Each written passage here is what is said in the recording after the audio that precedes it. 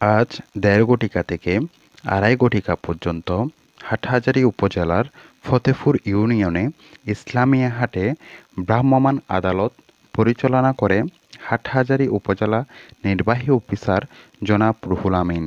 ইসলামিয়া হাটে কতিপয় অসাধু ব্যবসায়ী বাজারবারে মাছের রং মিশিয়ে বিক্রি করে মর্মে সামাজিক যোগাযোগ মাধ্যমে একজন ব্যক্তি ইউএনওকে জানায়। আজ ১২টার পর থেকে নজরে রাখে ভ্রাম্যমাণ আদালত। মাছের রং মেশানো শুরু করা মাত্রই ভ্রাম্যমাণ আদালত হাতেনাতে ধরে ফেলে। এ সময় ভ্রাম্যমাণ আদালত দেখতে পায় সামুদ্রিক মাছে লাল কাপড়ের রং মেশানো হচ্ছে। সামুদ্রিক মাছে ক্ষতিকর রং মিশিয়ে বিক্রয় করলে ক্রেতারা প্রতারিত হয়।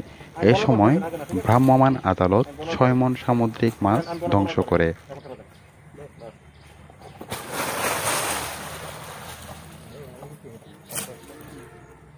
কয় মণ মাছ হবে? আইডিয়া আছে কয় মণ মাছ হবে?